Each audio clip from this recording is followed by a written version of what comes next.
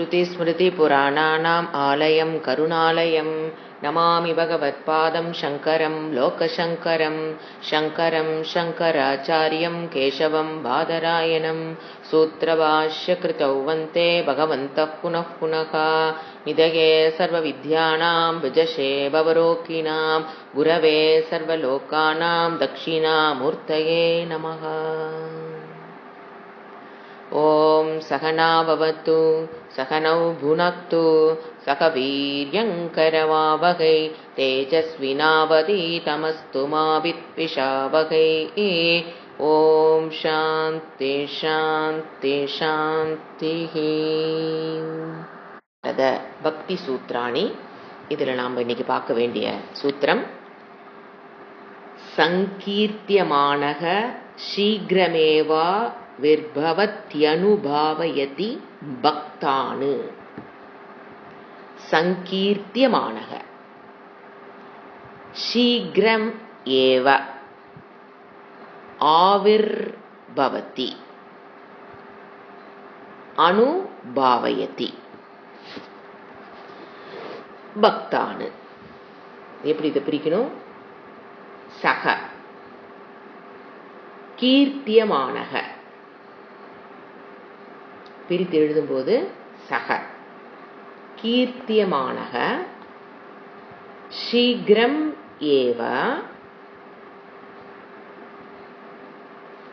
ஆவிர்பவதி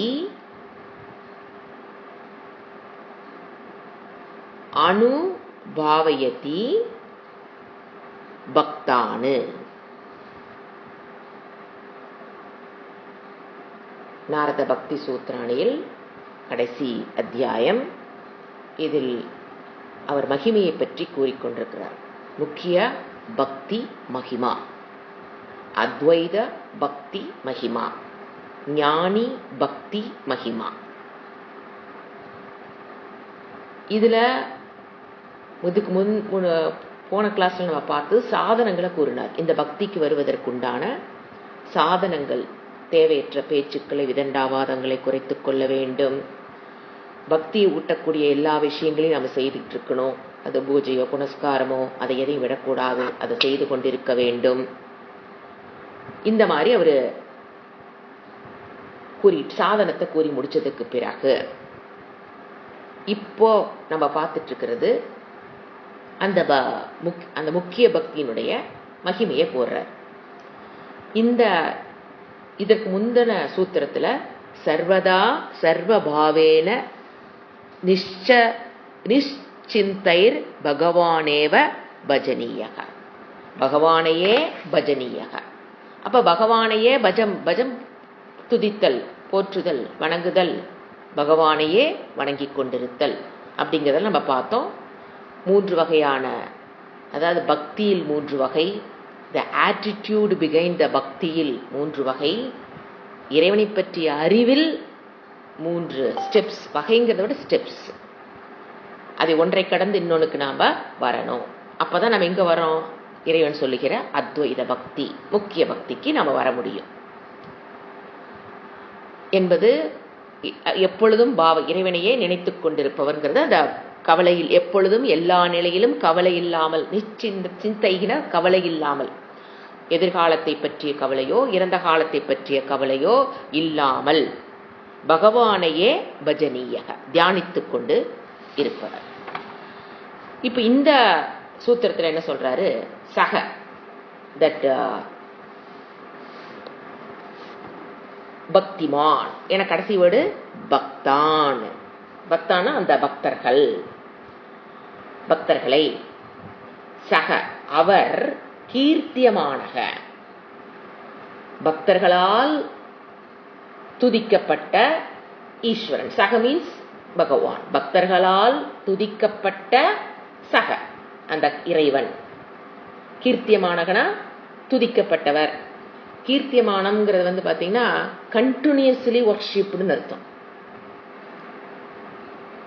நாம இது ஆர்த்த பக்தி எடுத்துக்கலாம், அர்த்தார்த்த பக்தி எடுத்துக்கலாம், ஜிக்னாசு பக்தி எடுத்துக்கலாம். அதுல நாம வேறுபாடு இல்லை. கண்டினியூஸ்லி வர்ஷிப்டு பகவான், அப்படிப்பட்ட பகவான். பக்தர்களால் தொடர்ந்து, ஏன்னா அந்த சகக்கு அட்ஜெக்டிவ் தான் கீர்த்தியமான. எப்படிப்பட்ட இறைவன்?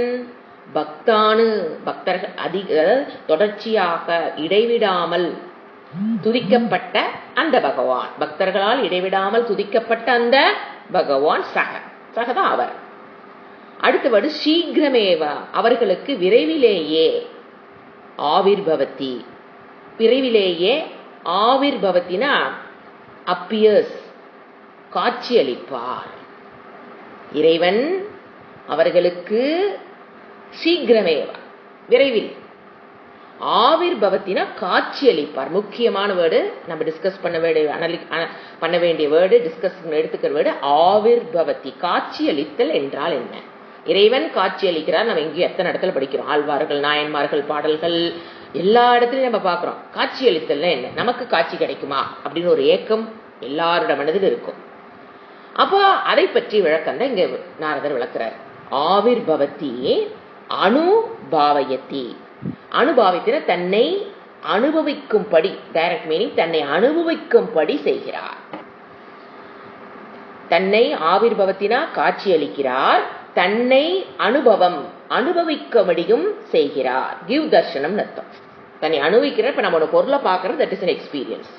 அந்த மாதிரி இறைவனை அனுபவிக்கிறார், பார்க்கிறது அப்படிங்கிற அனுபவத்தையும் அவர் கொடுக்கிறார். காட்சி அளிக்கிறார், பார்க்கக்கூடிய அனுபவத்தையும் அவர் கொடுக்கிறார்.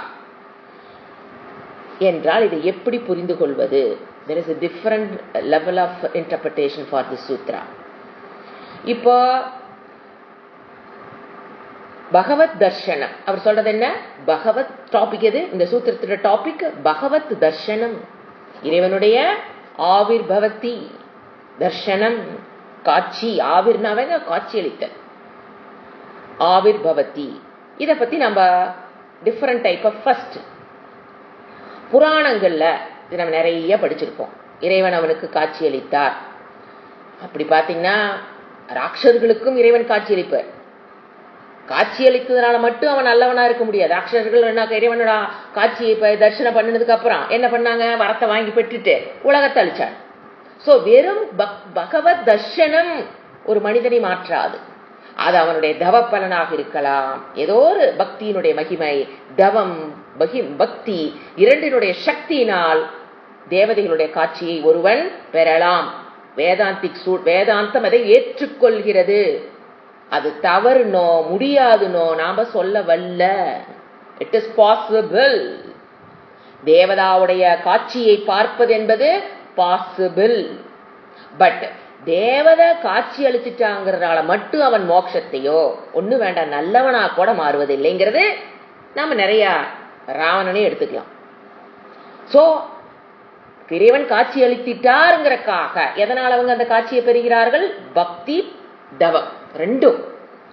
தவ வலிமை பக்தி, இடைவிடாது கீர்த்தி. அத வேர்டு பாருங்க, கீர்த்தியமான இடைவிடாத பக்தி.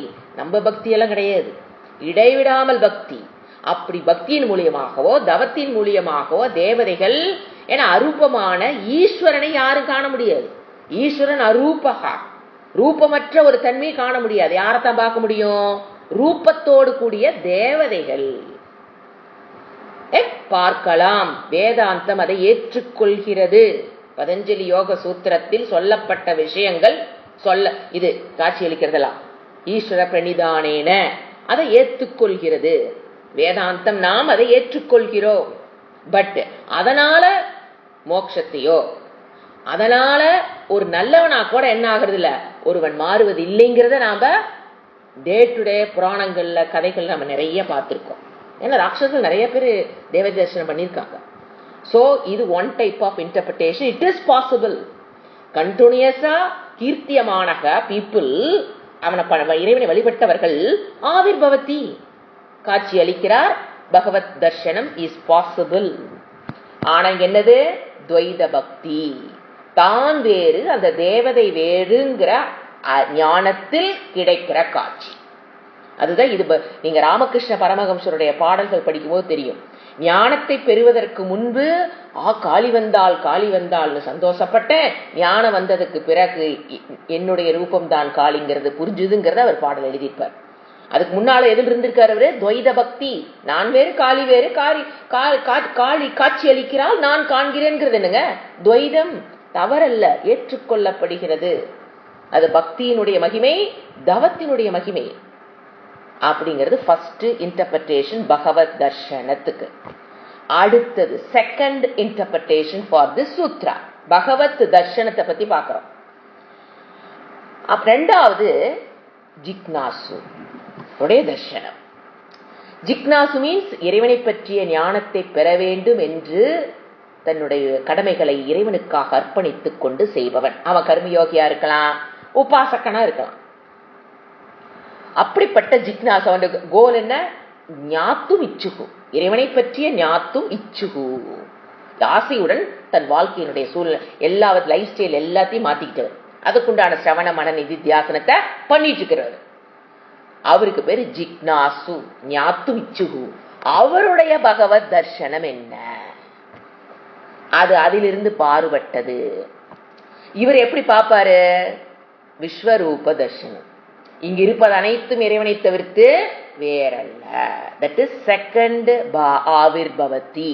ஜிக்னாசுடைய ஜிக்னாசு இறைவனை கண்டார் என்றால் அவருக்கு என்னது? இங்கு இருப்பது அனைத்தும் எப்படி கோபியர்கள் பார்த்தாங்க? அனைத்தும் கிருஷ்ணனாக. அதை போல் இங்கு இருப்பது அனைத்தும் இறைவனாக. எப்படி? உபாதான காரணத்துவாத். இறைவன் அந்த அறிவின் மூலியமாக அவளுக்கு அந்த தர்சனம். எப்படி? இறைவன் ஒரு கிரியேஷன் ஆகணும்னா ரெண்டு காரணம், ஒன்னு நிமித்த காரணம், இன்னும் உபாதான காரணம், மெட்டீரியல் காஸ். இறைவன் என்ன சொல்றாரு? நானே தான் நிமித்த காரணம், இன்டெலிஜென்ட் காஸ், நான் தான் மெட்டீரியல் காசும் போது இங்க இருப்பது அனைத்தும் நம்ம பார்ப்பது, கேட்பது, சுவைப்பது, ரசிப்பது அனைத்தும் இறைவனே அப்படிங்கிற தர்ஷனம், இறை தர்ஷனம் ஆஃப் ஜிக்னாசு. பகவத் தர்ஷனம் ஆஃப் ஜிக்னாசு. நீங்க பாத்தீங்கன்னா பகவத்கீதையில விஸ்வரூப தர்சனத்தை கொடுப்பதற்கு முன்பு கிருஷ்ணர் என்ன பண்ணுவாரு? அர்ஜுனனுக்கு திவ்ய சக்ஷு கொடுக்கிறாரு அப்படின்னு சொல்லுவார். அந்த கண் திவ்ய சக்ஷு கொடுத்துதான் நீ பாடுறான் பாரு. திவ்ய சக்ஷு யாரா சிந்திச்சிருக்கமா?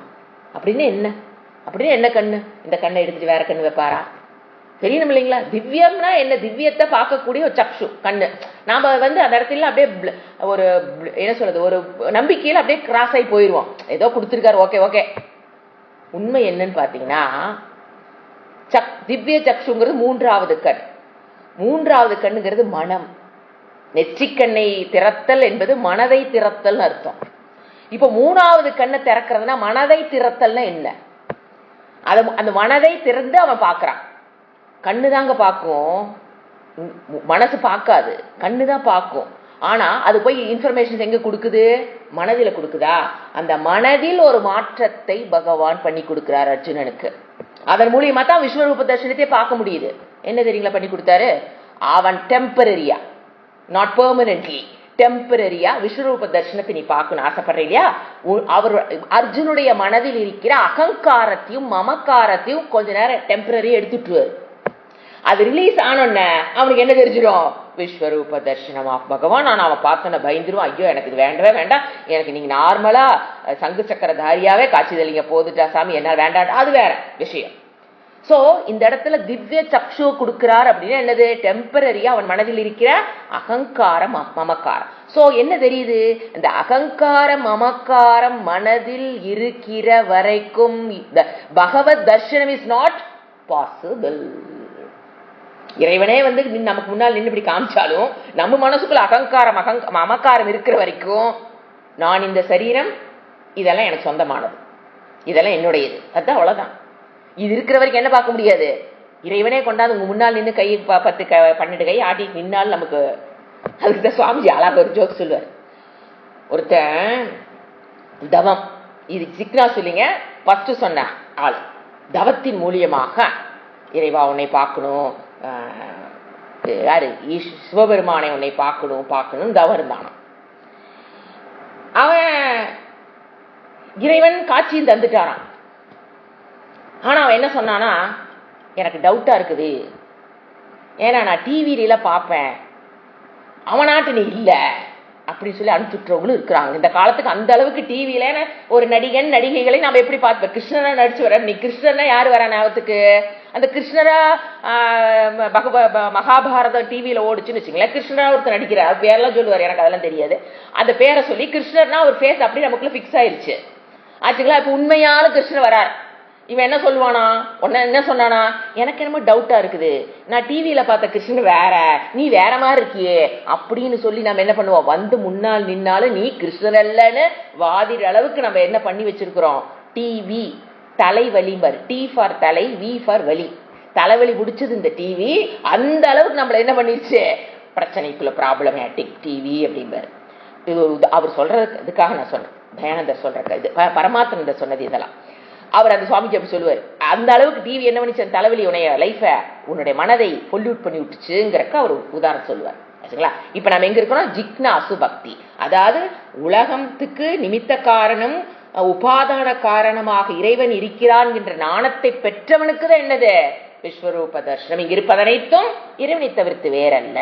ஒரு பானை ஆயிடுச்சு, பானையில மண் எங்க இருக்குன்னு கேட்ட என்ன சொல்லுவோம், பானையில் பானைன்னு ஒண்ணு இல்லை, இருப்பதெல்லாம் என்னதான் மண்ணுதான். அந்த அறிவின் மூலியமாக அவனுடைய பகவத் தர்சனம் இப்படி இருக்கும். This is second interpretation. இன்னொன்னு இருக்குது, தேர்ட் ஒருத்தர் இருக்காரு உட்கார்ந்துட்டு வெயிட்டிஸ், third interpretation of Bhagavad Darshanam.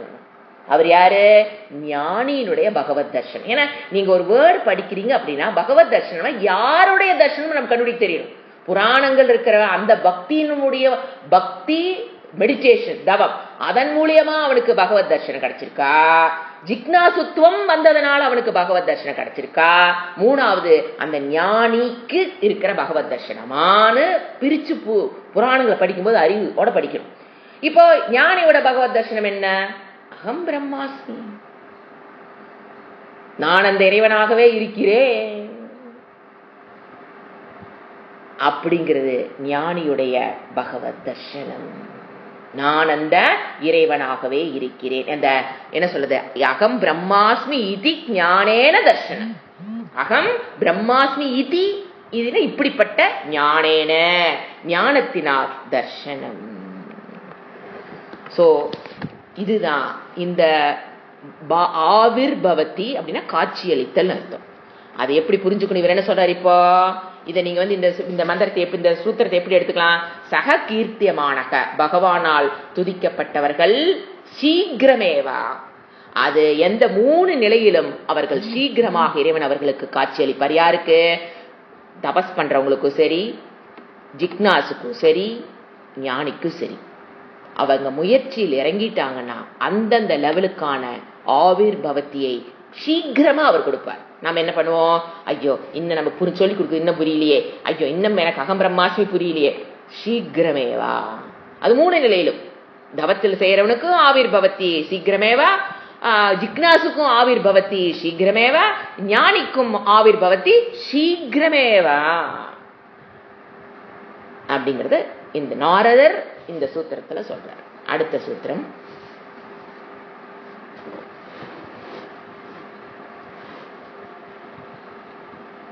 த்ரிசத்யஸ்ய பக்திரேவ கரியசி, பக்திரேவ கரியசி. Repeat பண்றார் 2 times, emphasizing the meaning அர்த்தம். கரியசி பக்திரேவ கரியசி, பக்தி அது பிரிக்கும் போது பக்திஹி ஏவ கரியசி, பக்திஹி ஏவ கரியசி. ஃபர்ஸ்ட் வேர்ட், த்ரிசத்யஸ்ய, த்ரீனா முக்காலம், past present future. 3 before srishti, during srishti, after srishti. 3 English 3, Sanskrit 3. 3 satyasya, சத்வஸ்துவாக existent பிரின்சிபிளாக இருக்கிறன்னு அர்த்தம். 3 காலத்திலும் எக்ஸிஸ்டன்ட் பிரின்சிபிள் சத்.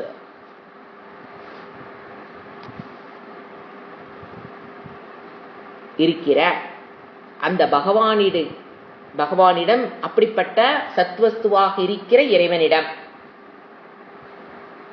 பக்தி காட்டும் அல்லது செலுத்தும் பக்தி மட்டுமே. கரியசினாங்க சிறந்தது, அனைத்திலும் சிறந்தது. அந்த பக்தி ஏவ அனைத்திலும் கரியசி, அனைத்திலும் சிறந்தது. 2 தடவை 2 டைம்ஸ் சொல்றாரு. அந்த இறைவனிடம் காட்டும் பக்தியே எப்படிப்பட்ட இறைவன்? 3 காலத்திலும் எக்ஸிஸ்டன்ட் பிரின்சிபலாக இருக்கிற அந்த இறைவனிடம். எந்த சங்கு சக்கரதாரி இறைவன் சொல்லல, சரிங்களா? கைலாசத்தில் அமைந்திருக்கிற இறைவன் சொல்லல, பழனி மலையில் அமர்ந்திருக்கிற இறைவன் சொல்லல, புரிஞ்சுங்களா? எப்படிப்பட்ட இறைவன்?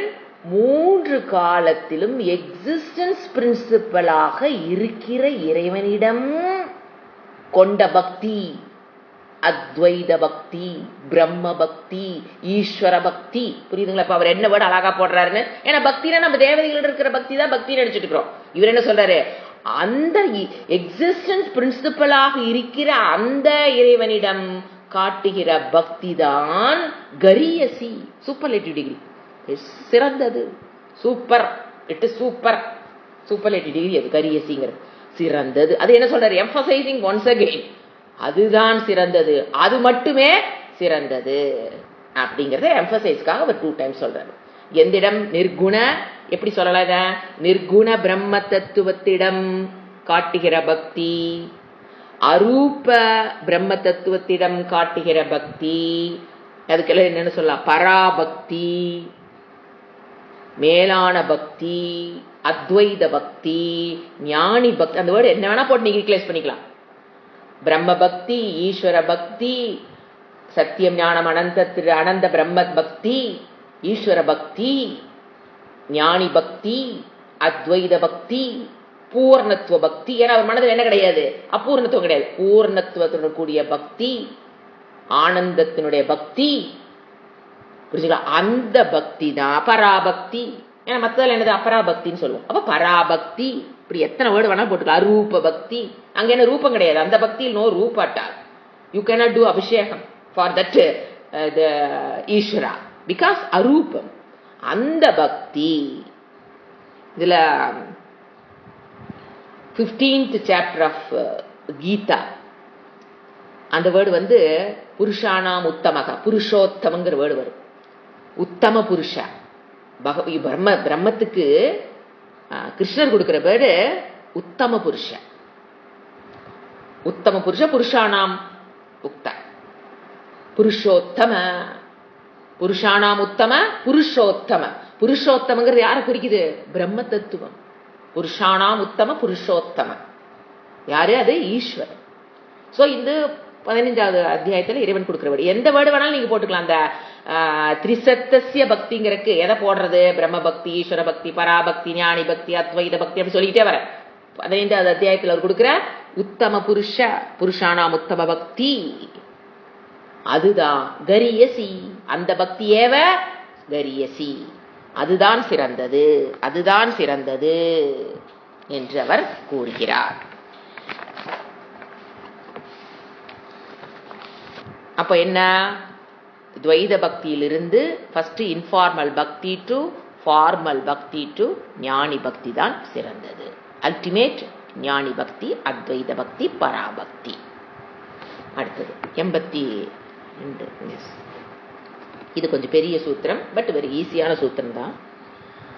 குணமாகாத்மியா சக்தி, ரூபா சக்தி, பூஜா சக்தி, ஸ்மரணா சக்தி, தாஸ்யா சக்தி, சக்யா சக்தி, வாத்சல்யா சக்தி, வாத்சல்யா சக்தி வரும், காந்தா சக்தி, ஆத்மநிவேதனா சக்தி, தன்மயதா சக்தி, பரமவிரகா சக்தி, ரூபா ஏகதாபி ஏகாதசதா பவதி.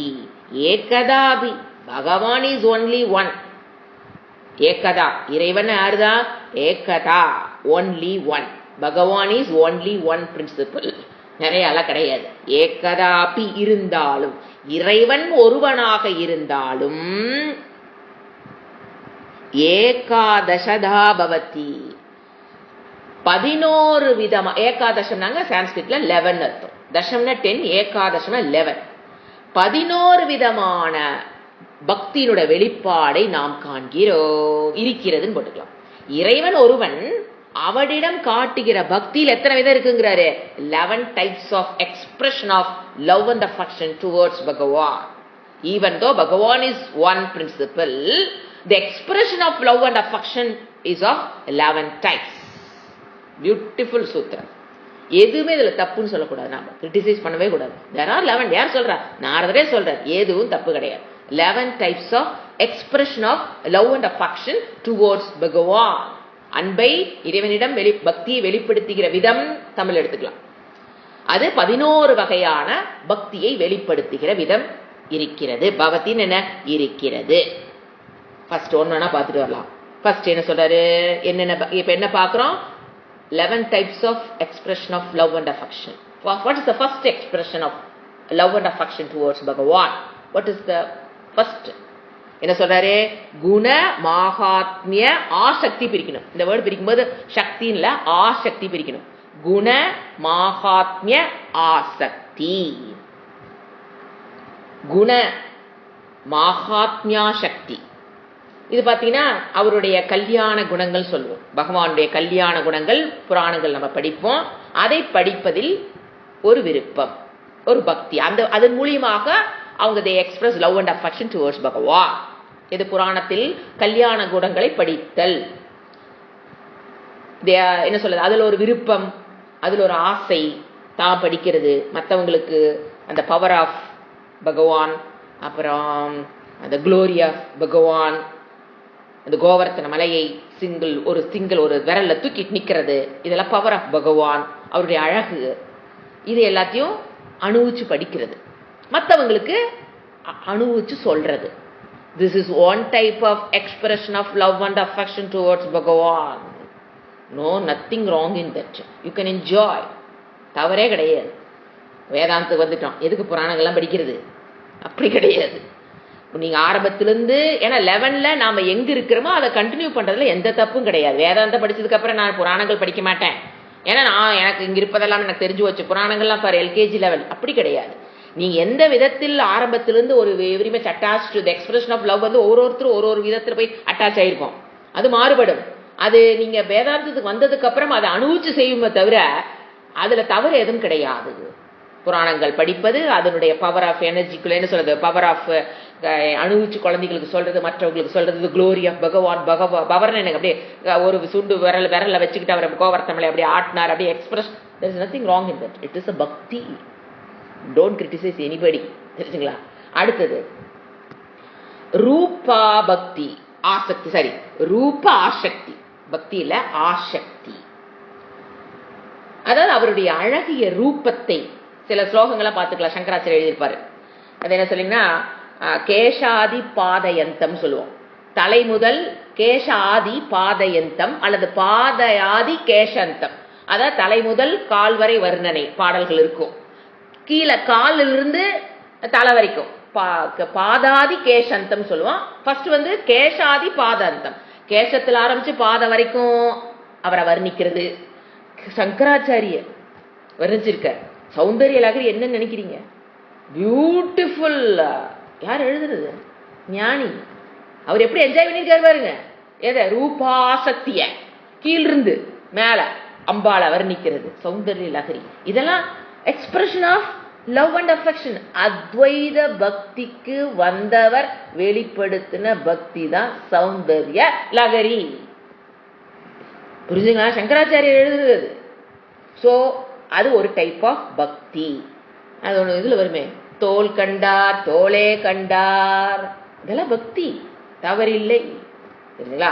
அடுத்தது விஷ்ணு சகசநாமத்துல பாத்தீங்கன்னா அவருடைய ரூபத்தினுடைய அழகு வரும். வர்ணனை கேட்டு நாம என்ன ஆகிறோம்? ஆனந்தம் அடைகிறோம். அடுத்தது பூஜா. பூஜா ஆசக்தி. பூஜை பண்றது, சோடச உபச்சாரம் பண்றது, expression of love and affection towards பகவான் த்ரூ பூஜா. சோடச பூஜா அது சொல்றோம் இல்லைங்களா? 3 ஸ்டெப்ஸ், 16 ஸ்டெப்ஸ் எல்லாமே இருக்கு. அத மாதிரி இறைவனிடம் expression of love and affection is another type, puja. அடுத்தது ஸ்மரணாசக்தி. அப்படின்னாங்க ஓம் நம சிவாய ஸ்மரணம். ஓம் நம சிவாய. இட்ஸ் எக்ஸ்பிரஷன் ஆஃப் பக்தி. ஓம் நம சிவாய. ஸ்மரணம் ஸ்மரணம் ஸ்மரணம் ஸ்மரணம். It's one way of expression of bhakti. நாம ஜபம். அடுத்தது தாஸ்யா சக்தி. தாசி அகம் தாசக தாசோகம். இறைவன் எஜமான், நான் அவனுக்கு என்ன ஆட்டிடியூட் இருக்கும்? தாசக, நான் அவனுக்கு சேவகன். அவருக்கு படைத்த உலகத்தை சுத்தமாக வைத்துக் கொள்வது தாஸ்யா பக்தின்னு வர சுவாமிஜி. இறைவன் படைத்த உலகத்தை எப்படி வச்சுக்கணும்? பழனிக்கு நான் நடந்து போறேன், என்னை ஆட்ட பக்தி யாரும் கிடையாது. அவங்க நடந்து போனதுக்கு அப்புறம் பின்னால் நீங்க போய் பாருங்க, ரோட்டுக்கு இந்த பக்கம் குப்பை, ரோட்டுக்கு அந்த பக்கம் குப்பை. என்னது அது? அது பேர் பக்தியா? யார் அதெல்லாம் அலறது? யோசிச்சு போய் பாருங்க. பக்தியை ஓகே, இறைவன் படைத்த இந்த உலகத்தை குப்பை போடா பண்ணிட்டு நீ அங்க போயிட்டு இருக்கிறதுனால what is the maturity behind it? போங்க, நடந்து போங்க, தப்புலாம் சொல்லல. ரெண்டு பக்கம் குப்பையை போட்டுட்டு போனேன். நாங்க பார்ப்போம் சினிமால ரோட்ல போகும்போது, அந்த பாத யாத்திரை போனவங்கிட்டாங்கன்னா திருப்பி நம்ம அடுத்த நாள் ஸ்கூலுக்கு போகும்போது பார்த்தா அப்படியே அங்கங்க பிளாஸ்டிக் பிளாஸ்டிக் பிளாஸ்டிக். பா, என்ன பக்தி அதெல்லாம்? சோ தாஸ்யா பக்திங்கிறது அவன் படைத்த உலகத்தை நான் சுத்தமாக வைத்துக் கொள்வேன், பொல்யூட் பண்ண மாட்டேன் அப்படிங்கறது என்னது? தாஸ்யா பக்தி. 1000 தடவை இறைவா நீ எஜமான், நான் தாசன் வாயில சொல்லிட்டு இருக்கிறதுனால எல்லாம் தாஸ்யா பக்தி expression of love and affection அடிச்சுக்காதீங்க. இறைவன் படைத்து இந்த உலகத்தை நான் குப்பை போட்டு பிளாஸ்டிக் பொருள் அதிகமா யூஸ் பண்ணி இந்த தண்ணி மழை பெஞ்சா கூட பூமிக்கடியில போகாத மாதிரி ஒரு பொல்யூஷனை பூமி மேல பண்ணி விட்டுட்டு போவேன்னா அதுக்கு பேர் பக்தியே அல்ல. ஏன்னா வீட்டை சுத்தமா வச்சுக்கிறோம், அதுல எல்லாம் ஒன்னும் குறை கிடையாது. பொது இடங்களை பூமியை என்ன பண்ணணும்? பொல்யூட் பண்ணாம இருக்கிறதே என்னதான்? தாஸ்ய பக்தி. வச்சுக்கலாம். அடுத்தது சக்கியா பக்தி. இறைவனை எப்படி பாக்குறது? ஃப்ரெண்ட், தோழனாக, தோழியாக, தோல் மேல கை போட்டுக்கிற மாதிரி ஒரு உணர்வுடன். போய் என் கோயில்ல போயெல்லாம் கை மேல போட முடியாதுங்க. ஒரு உணர்வு, அவர் தோல் மேல போட்டுட்டு பேசுற அளவுக்கு ஒரு அட்டாச்மெண்ட், ஒரு க்ளோஸ்னஸ். அதுக்கு பேர் என்னது? சக்கியா பக்தி, as a friend. அடுத்தது வாத்சல்ய பக்தி. குழந்தையாக அவரை பாவித்து தொட்டில வச்சு ஆட்டி தூங்க வைக்கிறது, எழுப்புறது, குளிக்கிறது, சாப்பாடு ஊட்டுறது, இந்த மாதிரி உணர்வுகளை வெளிப்படுத்துதல் தவறல்ல. இது கேலி கூத்துன்னு மற்ற மதம் பேசிக்கொண்டிருக்கிறது. நம்ம மதம் அப்படி அல்ல. அப்படிப்பட்ட உணர்வையும் ஏற்றுக்கொள்வது அது இட்ஸ் ரெகனைஸ்ட் இன் அவர் கலாச்சாரம். புரிஞ்சுங்களா? அதுல தவறெல்லாம் கிடையாது. குழந்தையாக பாவித்து அவனை இறைவனை வழிபடுதல் தவறில்லை. It is a one type of expression of பக்தி. ஏன் இவ்வளவு பக்தியில் எக்ஸ்பிரஷன் வேறுபடுதுன்னு பாத்தீங்கன்னா, it depends according to the gunas. சத்துவ ரஜோ தமோ குணானுடைய பிரிடாமினன்ஸ் வச்சுதான் அந்த எக்ஸ்பிரஷன் வெளியில வரும். சோ தமோ குணத்துல ஒருத்தர் பக்தியா இருக்கிறேங்கிறதா முக்கியமா தவிர, நீ தமோ குணத்தில் இருக்கிற பக்தி வெளிப்படுத்துறியா ரஜோ குணத்துல தவறில்லை. புரிஞ்சுங்களா? அது யாரையும் நம்ம கிரிட்டிசைஸ், அதனாலதான் நம்ம இதுல எதையுமே எல்லா விதமான பக்தியும் நம்ம ஏத்துக்கிறோம். ஆனா மத்தவங்க கேட்கும் போது நமக்கு பதில் சொல்ல தெரியாததுக்கு காரணம் இந்த அறிவு நமக்கு இல்ல. எங்களுதுல தவறு கிடையாது. ஏன்? அவங்க ரஜோகுண தமோகுண பிரிடாமினன்ஸ்ல தான் அவங்க பக்தி வெளிப்படுத்த முடியும். அது சில பேர் நடந்து பாதையாத்த போறல எந்த தப்பும் கிடையாது. சரிங்களா? அந்த மாதிரி அடுத்து குழந்தையாக பாவிப்பது. அவர் குழந்தையாக இறைவனுக்கு ஒரு பூஜை ரூம்ல பாத்தீங்கன்னா குட்டி கிருஷ்ணரை வச்சுக்கிறது, அவருக்கு குளிப்பாட்டுறது, இந்த மாதிரி ஒரு பக்தி நீடட். அந்த மனதுக்கு அது தேவை, செய்யட்டும். நம்ம சாஸ்திரமே அலோவ் பண்ணுது. இவங்க யார் கிரிட்டிசைஸ் பண்றதுக்கு? புரிஞ்சுங்களா? வாத்சல்ய பக்தி. அடுத்தது காந்தா. காந்தா மீன்ஸ் ஆண்டாளோட பக்தி, மீராவோட பக்தி. இறைவனை கணவனாக, ஒரு லைஃப் பார்ட்னராக. தவறில்லை. இன்னைக்கு கிரிட்டிசைஸ் ஆகிறாங்க ஆண்டாள், அது தவறில்லை. அவங்க அந்த மனநிலையில் இறைவனை கணவனாக, ஒரு கோ பார்ட்னர், தன்னுடைய லைஃப் பார்ட்னராக, ஒரு ஃப்ரெண்டாக, ஒரு ஆண் ஃப்ரெண்டாக அவங்க என்ன பண்ணாங்க? ட்ரீட் பண்ணி பக்தியை வெளிப்படுத்தினாங்க. இதுல என்ன தப்பு இருக்கு? It's not nothing wrong in that. Expression of love and towards Bhagavan is important. நீங்க எந்த ஃபார்ம் வேணாலும் எடுத்துக்கலாம். யார் பெர்மிஷன் கொடுக்குறா? Naradar is giving permission. Now who are you to criticize? Andal பக்தி தப்பு, மீரா பக்தி தப்பு, கோபியரோட பக்தி தப்பு, ஒரு கிருஷ்ணருக்கு இருக்கு இத்தனை. என்ன இதெல்லாம் என்ன பேசிட்டு இருக்கிறாங்கன்னு புரியல. அது அறியாமையோட வெளிப்பாடு. நான் என்ன சொல்றேன்னா, நீங்க அவங்கள போய் திருத்த வேண்டாம். முதல்ல எனக்கு கிளியரா ஆன்சர் தெரியுதா, ஏன் ஆண்டாளோட பக்தி ஏன் நம்ம அப்ரிஷியேட் பண்றோம்? ஏன்னா நமக்கு அந்த அறிவு இருந்தா தான் கிரிட்டிசைஸ் பண்ணும்போது நம்ம இன்டெலெக்ட் நம்ம கிளியர் ஆயிக்கலாம். இல்ல அவங்க பண்ற தப்பு ஆண்டாளுடைய பக்தி இஸ் கரெக்ட், நாரதரை ரெகனைஸ் பண்ணிட்டார். who are you to criticize னு நமக்கு நாமே தெளிவாய்க்கிறதான தவிர, ப்ளீஸ் டோன்ட் கோ அண்ட் என்ன சொல்றது, அவங்ககிட்ட போய் இதை விளக்குவதற்கு முயற்சி செய்யாதீங்க. வாதம் விதண்டாவாதத்துக்கு உள்ள போயிடாதீங்க. It's waste of time and energy.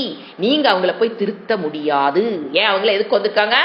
நீ சொல்றதுனாலே அது தப்பு, நான் சொல்றதுனால அது சரி. அவங்ககிட்ட போய் விதண்டாவாதத்துக்குள்ள போகக்கூடாது. அதுதான் அதுக்கு தான் வராத முதலே சொல்லிட்டார், அந்த வாதத்துக்குலாம் போகாது, நீ புரிஞ்சுக்கோ. இது காந்த பக்தினா என்ன, தவறில்லை. அடுத்தது சக்கிய வாத்சல்ய காந்த ஆத்ம நிவேதனா சக்தி. ஆசக்தி, ஆத்ம நிவேதனா சக்தி. இது ஹையஸ்ட் ஃபார்ம். சரணாகதி, சரணடைதல், டோட்டல் சரண்டர். சரண்டர்னாங்க பூவை கொண்டு வைக்கிறதா சரண்டர் பண்றது, பூவை நான் சமர்ப்பணம் பண்றேங்கிறதா, இல்ல நைவேத்தியத்தை சமர்ப்பணம் பண்றேங்கிறதா? அகங்காரம் மமக்காரத்தை இறைவனிடம் சமர்ப்பித்தல் is the highest bhakti. Is very difficult. என்னுடைய அகங்காரத்தை இறைவனிடம் சமர்ப்பித்தல் என்பது is very difficult. But that is the great thing. ஆத்ம நிவேதனம், நிவேதனம் பண்றது ஆசக்தி. அகங்காரத்தை சமர்ப்பணம் பண்ணுது. அது எங்கிருந்தா அதுக்கு உடனே அதை ரெண்டு மண்ணா பத்தாதா? எது கொண்டு சுவாமிக்கு பூ வைக்கிறது, எதுக்கு சுவாமிக்கு பால் அபிஷேகம் பண்றது, இதெல்லாம் எதுக்கு சமர்ப்பணம் பண்றது? கேள்வி கேட்கக்கூடாது. அதெல்லாம் பண்ணாதான் இங்க வர முடியும். அகங்காரத்தை ஒரே நாள் ஓவர் நைட் போறோம், காலையில வச்சு கோயிலுக்கு போறோம், இன்னைக்கு நான் அகங்காரத்தை சமர்ப்பணம் பண்ணிட்டு வர முடியாது இறைவன்ட்ட. அது எங்கிருந்து ஸ்டார்ட் ஆகும்? அந்த சின்ன சின்ன சின்ன பூக்களை, இலைகளை, தண்ணீரை, எது உங்களால முடியுமோ பாரு பகவத்கீதையில. அது பத்திரமா இருந்தா, இலைனா இருந்தாலும் சரி, தண்ணீரா இருந்தாலும் சரி, எது முடியுதோ முதல்ல சமர்ப்பணம் பண்ணி பழகணும். இது என்னுடையதல்ல இறைவா, நீ படைத்தது உனக்கு நான் சமர்ப்பிக்கிறேங்கிற புத்தி முதல்ல கொஞ்சம் கொஞ்சமா கொண்டு வந்துதான் அதனுடைய அல்டிமேட் என்னது? அகங்காரத்தையும் மமக்காரத்தையும் சமர்ப்பணம் செய்தல். அடுத்தது தன்மையாக. இது நம்ம முதலே படிச்சிருக்கோம். தன்மையாகங்கிற வேர்டு முதல்ல ஒரு வேர்டு. தன்மையாகனா சேச்சுரேட்டட் வித் காட்லினஸ்.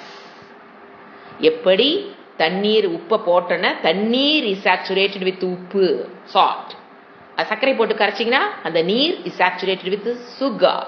அந்த மாதிரி மனம், அந்த இடத்துல நீருங்கிறது என்னது? மனம். மனம் முழுவதும் இறைமயம். Is it possible?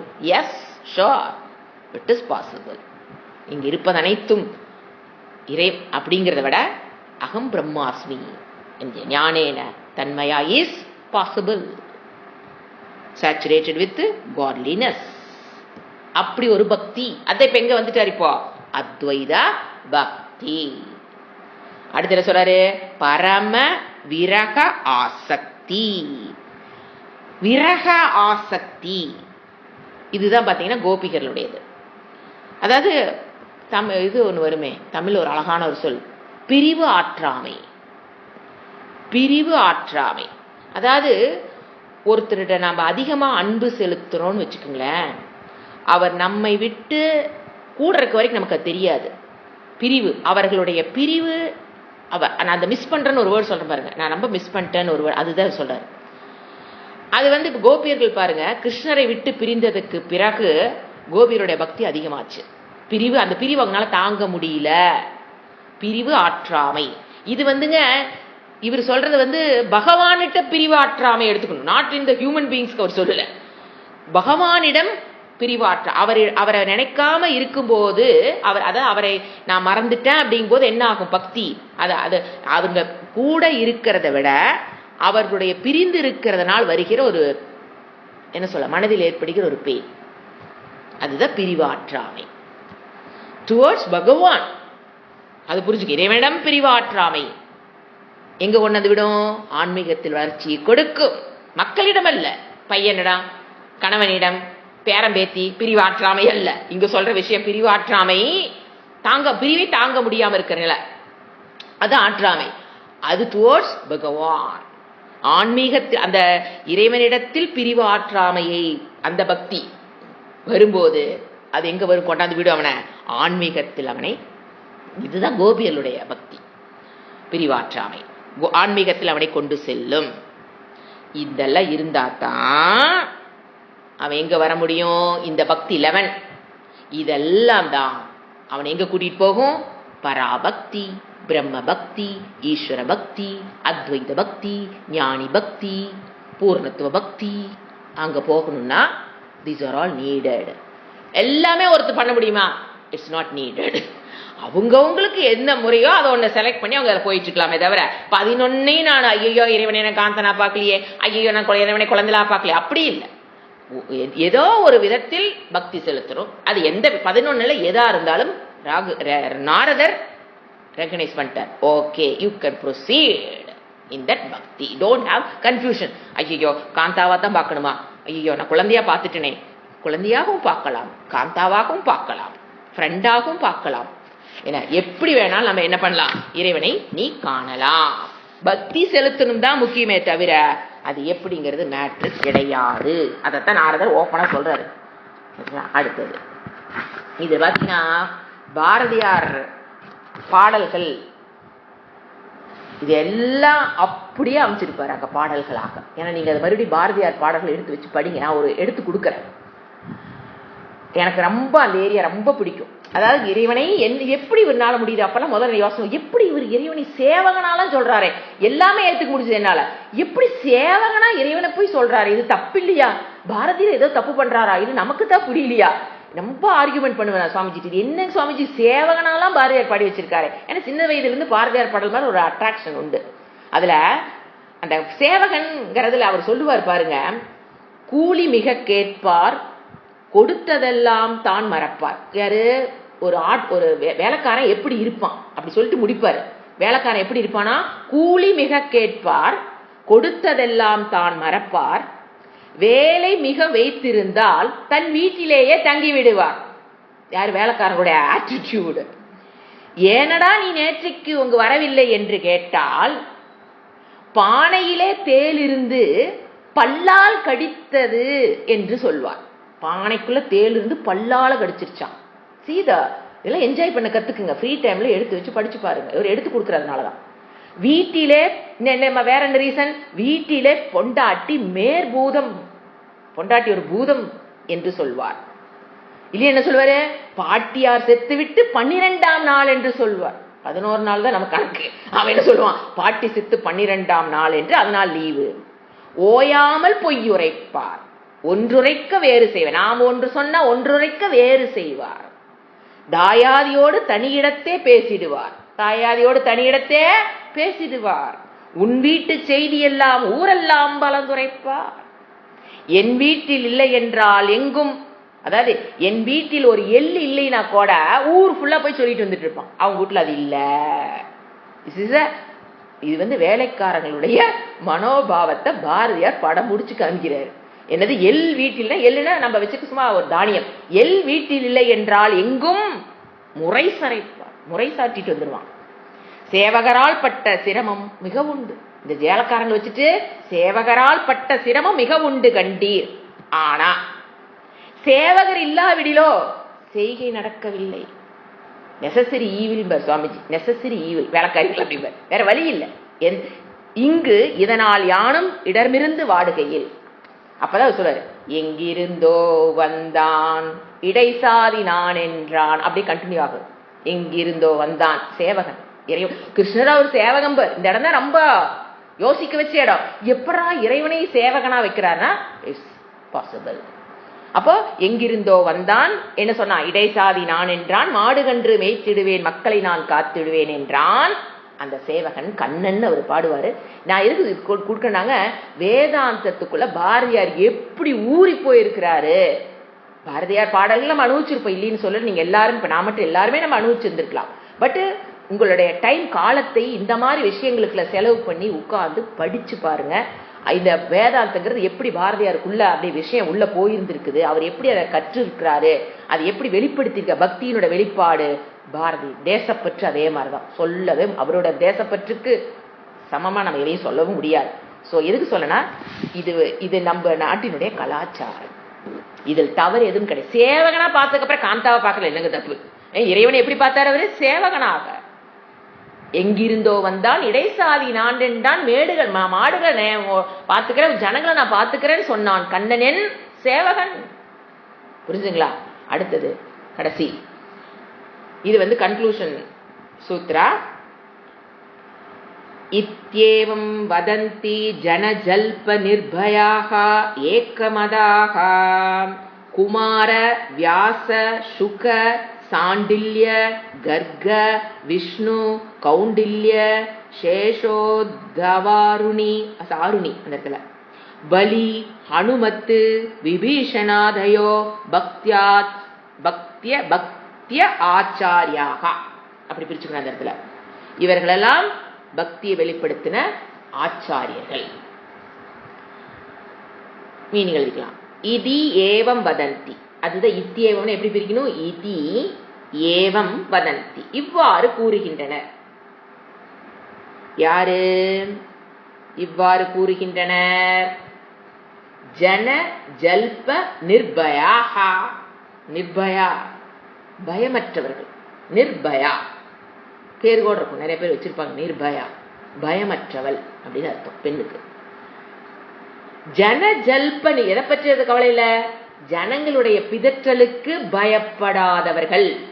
ராத்திரியில நான் பயப்படாம போவேன், கரப்பாம்பூச்சிக்கு பயப்பட மாட்டேன், அது இல்ல. ஜனங்களுடைய பிதற்றலுக்கு பயப்படாதவர்கள். It's a very first qualification we must try to adopt. ஜனங்களுடைய பிதற்றலுக்கு பயப்படக்கூடாது. ஏன்னா இதுக்கு பயந்துதான் பல பேரு இப்ப வேதாந்த படிக்க வர்றீங்கன்னு கேட்டா கூட வீட்டுங்க எதாவது சொல்லுவாங்க, பிதற்றல். ஏன்னா இதுதான் வாழ்க்கைன்னு இறைவன் வகுத்து கொடுத்துட்டாரு. அப்ப அவங்க சொல்றதெல்லாம் என்னது? பிதற்றல். இது வகுப்புக்கு போகக்கூடாது, சாமி கும்பிடக்கூடாது, பெல் அடிக்க கூடாது, பூஜை பண்ணக்கூடாது அப்படிங்கிறதுல என்னது? ஜன ஜல்ப. ஜன ஜல்ப, ஜனம்னா என்னதான் பண்ணிட்டு இருப்பாங்க? ஜல்பம் பண்ணிட்டு தான் இருப்பாங்க. ஏன்னா விஷயம் புரியாத வரைக்கும் அவங்க ஜல்பம் தான் பண்ணி அப்பதான் ஜல்பட தெரியுங்களா? ஜன ஜல்ப, ஜனங்கள் ஜல்பம் பண்ணி கொண்டுதான் இருப்பார்கள். நீங்க அவங்கள போய் மாத்த முடியாது. ஆனா நாம எப்படி இருக்கணும்? நிர்பயாகா. யாரை எப்படி இருக்கணும்? என் பேர் என்ன மேலே? நிர்பயா. நமக்கு நாமளே பேர் வச்சுக்கலாம். இதெல்லாம் சுவாமிஜி கொடுத்த டெக்னிக். நமக்கு நாமளே, எனக்கு பேர் வளர்மதியா? நோ, நிர்பயா. எதற்கும் அஞ்சாதவள். எதுக்கு? சரியான பாதையில் தப்பு செய்யறது இல்லைங்க, தப்பா புரிஞ்சு கூடாது. நான் பயப்படாம தப்பு செய்வேன்னு சொல்லக்கூடாது. சரியான பாதையில் செல்வதற்கு பயப்படாதவள். கூடவே என்ன தெரிஞ்சுக்கணும்? அஞ்சுவது அஞ்சாமை பேதமை தெரிஞ்சுக்கணும். பேலன்ஸ் பண்ணி போகணும். நான் எதற்கும் பயப்பட மாட்டேன். 12 மணிக்கு நல்லா 10 பொண்ணு 20 நகையெல்லாம் போட்டுக்கிட்டு ரோட்ல போவேன். ஏன்னா என் பேர் என்னது? நிர்பயாக. அது இல்லை, அதுக்கு அஞ்சனும். அஞ்சுவது அஞ்சாமை பேதமை, அதுக்கு அஞ்சனும். ஜனஜல்ப, மற்றவர்கள் கமெண்ட்ஸுக்கு பயப்படா. நான்லாம் பயப்படுறது இல்லைங்க அப்படின்னு வாய் சொல்லும். வாயில் நிறைய பேர் சொல்லுவேன், நீ சொல்றத பத்தி எனக்குலாம் கவலை இல்லை. ஆனா அடுத்த நாள் வரைக்கும் அதையே சொல்லிட்டு போங்க. வாய் என்ன சொல்லியிருக்கோம்? நீ என்ன வேணா சொல்ல, எனக்குலாம் அதை பத்தி கவலை இல்லை, நான் அப்படிதான் போவேன் அப்படின்னு வாய் சொல்லும். ஆனா டிஸ்டர்ப் எப்படி உள்ள இருக்கும்? மனதுக்குள்ள ஒரு டிஸ்டர்பன். அது அல்ல, மனதளவில் பயப்படாத எழுதிக்கணும், ஆட் பண்ணிக்கணும். வெளி வாயில பயப்படாம பேசுறது அல்ல, மனதளவில் டிஸ்டர்ப் ஆகாத நிர்பயாக. ஏக்கமதா, ஒன்றையே கொள்கையாக உடையவர்கள். இந்த சரீரம் எதற்காக எடுக்கப்பட்டதோ அதனுடைய தாத்பரியத்தை அறிவது, இறை தத்துவத்தை அறிந்து கொள்வது. அப்ப அத்வைத பக்திக்கு வருவது, ஏதோ ஒன்று வச்சுக்க, எதா இருந்தாலும் ஒன்றே. அத்வைத பக்திக்கு வருவது, அதை ஒன்றையே கொள்கையாக உடையவர்கள். அவங்களாம் எதுக்கு பயப்படக்கூடாது? ஜனஜல்பத்துக்குலாம் பயப்படக்கூடாது. You should not worry about ஜனஜல்பா. எப்போ? இஃப் யூ ஃபிக்ஸ் ஏக்கமதா, இந்த பாதையில் நீங்க ஃபிக்ஸ் ஆயிட்டீங்க, நிச்சயம் பண்ணி இதுல டிராவல் பண்றீங்கன்னா அப்ப கண்டிப்பா என்ன வரும்? ஜனஜல்ப வரும்னு சொல்றாரு. ஜனஜல்ப வரும், நீ அதை நிர்பயா, அதை பயம் இல்லாமல் நடந்து செல்ல தெரியணும். ராத்திரியில 12 மணிக்கு அல்லங்க, அதெல்லாம் அதுக்கு பேர்லாம் பயம், அதுக்கு பேர் சுதந்திரம் கிடையாது. என்ன ராத்திரி 12 மணிக்கு போறதாங்க சுதந்திரம்? அதெல்லாம் கிடையாது. மனதளவில் மற்றவர்கள் ஏற்று சொல்லுக்களுக்கு பயப்படாமல் சரியான பாதையில் போறோம் டெஃபினிஷன் இருக்கணும். அது இல்லாம உறுதி இல்லாம போகக்கூடாது. அடுத்தது யார் யாரு? குமார ஒரு லிஸ்ட் கொடுக்குறாரு. யார் இவங்கெல்லாம் ஜனஜல்பத்துக்கு பத்தி? யார்? நிர்பயா. யார் யாரு? நாரதர் கொடுக்குறாரு. அவருடைய குரு யாரு? சனத்குமார. சாந்தோக்கிய உபநிஷத்துல படிப்போம் நம்ம. அவருடைய குரு வந்து சனத்குமார். ஃபர்ஸ்ட் யார கொடுக்குறாரு? குமார. வரிசையா பேர் கொடுக்குறாரு. இவங்கெல்லாம் ஜனஜல்பத்துக்கெல்லாம் பயப்படாத ஆளுங்க. வாழ்க்கையை ஒன்றைய குறிக்கோளாக வைத்து அதை அடைந்து வெற்றி என்றவர்கள். யார் யாரு? ஃபர்ஸ்ட் சனத்குமாரர், வியாசர், அவருடைய பையன் சுகர்,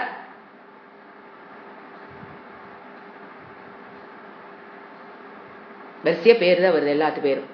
சனத்குமாரத்தை அங்க குமார போடுறாரு. ஏன்னா அவருடைய குரு ஃபர்ஸ்ட் சொல்றாரு. இட்ஸ் அ இண்டிகேஷன் ஆஃப் குரு பக்தி. வியாசர் தெரியும் உங்களுக்கு. சுக்க அவருடைய பையன், பட் ஞானத்தை பெற்றவர். சாண்டில்ய ரிஷி, இவங்கள ரிஷி.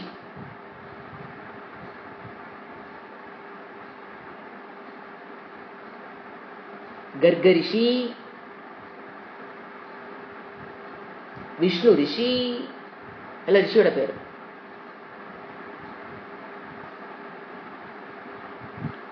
கௌண்டில்ய ரிஷி,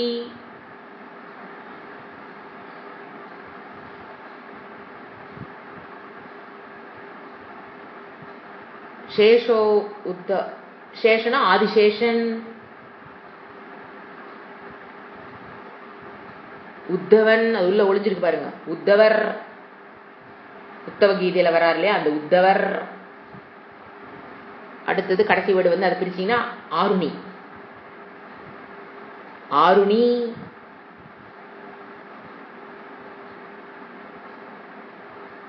பலி சக்கரவர்த்தி.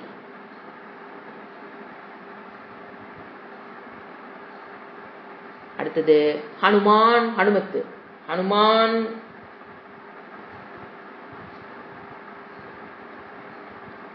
அடுத்தது விபீஷணாதயக. ஆதிபதம் போட்டார். இதை போல் நான் வரிசை லிஸ்ட் சொல்லிட்டே இருந்தேன்னா 10 பக்கத்துக்கு எழுதுனா கூட முடியாது. அதனால ஆதிபதத்தை போட்டு முடிச்சுக்கிறார். விபீஷணன்.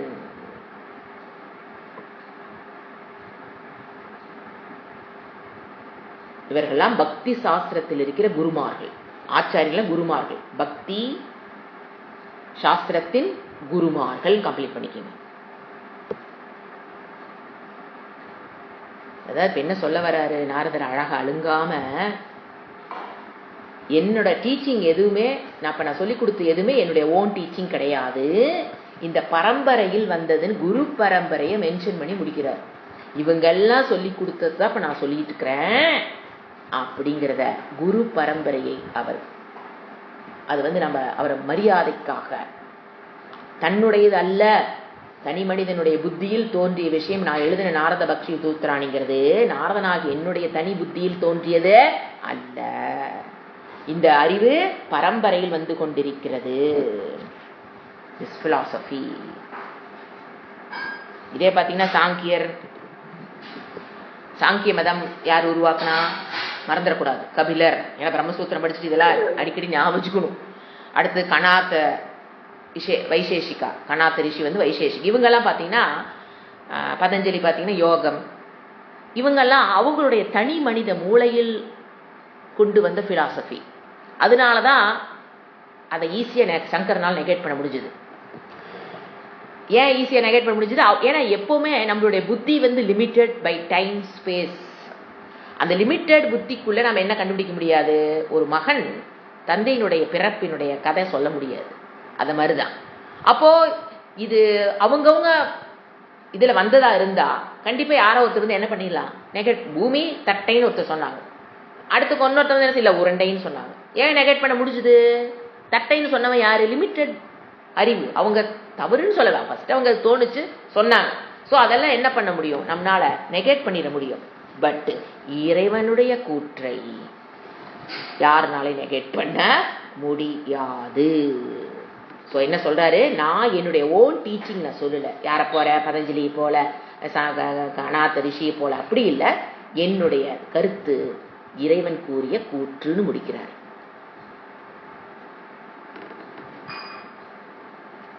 ஓகே, இதனுடைய முடிவரை நம்ம அடுத்த கிளாஸ்ல பார்க்கலாம். ஓம் சாந்தி சாந்தி சாந்தி. ஹரிஹி ஓம் ஸ்ரீ குருப்யோ நமஹ. ஹரிஹி ஓம்.